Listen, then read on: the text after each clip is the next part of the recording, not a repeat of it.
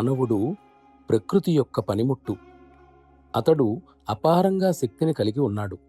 ఆ శక్తిని వినియోగించటానికి కావలసిన సాధనాలు కూడా అతనికి ఉన్నాయి.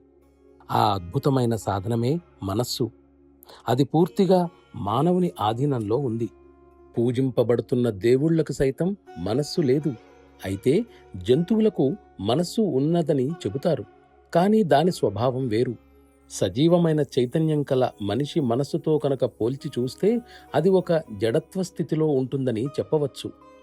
సృష్టి నిర్మాణం కోసం భగవంతుడు చేసిన సంకల్పం వల్ల ఏర్పడ్డ మొట్టమొదటి క్షోభ్ నుండే మనసు పుట్టింది. మానవ మనస్సు యొక్క నిజ స్వభావం ఇలాంటిదైనప్పుడు అది మానవునికి బద్ధ శత్రువని ఈ కపట మహాత్ములు తీవ్ర పరుష పదజాలంతో ప్రకటించటం దానికి ఎంతో అపఖ్యాతి తెచ్చిపెట్టేదిగా ఉంది. దాని నిజమైన విలువను, గొప్పతనాన్ని వారు పరిగణించటం లేదు. నిజానికి అన్నింటినీ కార్యరూపంలోకి తీసుకువచ్చే ఏకైక సాధనం మనస్సే. క్షోభ్ రూపంలో కిందకు దిగివచ్చిన దివ్యశక్తి కూడా ఇదే. మనిషి అనే చిన్న సృష్టిని ఉనికిలోకి తీసుకుని వచ్చినది కూడా సూక్ష్మ రూపంలో ఉన్న ఆసక్తే. ప్రతిదాని యొక్క మూలంలోనూ పనిచేసేది ఆసక్తే. ఇప్పుడు ఆ శక్తి ఎవరిది? దైవానిదా లేక మానవునిదా? సమాధానం సులభంగా చెప్పవచ్చు. ఎందుకంటే దేవుడికి మనస్సు లేదు కనుక. అది ఖచ్చితంగా మానవునిదే. ఆయనకే మనస్సు ఉండి ఉంటే ఆ దేవుడు కూడా సంస్కారాల ప్రభావానికి గురై ఉండేవాడు.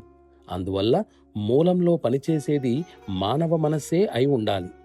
మానవ మనస్సులోని చెడు గురించి మనం చాలా వింటుంటాం. అది దిగజారిన ప్రస్తుత పరిస్థితిలో ఉన్న మనసును ఉద్దేశించి చెప్పినది కావచ్చు. నిజానికి దాని నిజ స్వరూపమే దాదాపు మాయమయ్యేంతగా మనసును మనం పాడు చేశాం. అందుకే అది మన నిరంతర కష్టాలకు మూల కారణం అయింది.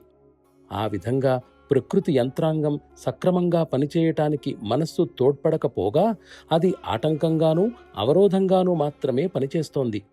ఆ విధంగా అన్ని అనర్థాలకు మనస్సే కారణము అని సాధారణంగా అనుకున్నా దానిని సరిగ్గా ఉపయోగిస్తే వాటికి అదే ఏకైక ఔషధము అనే నిర్ణయానికి వస్తాం.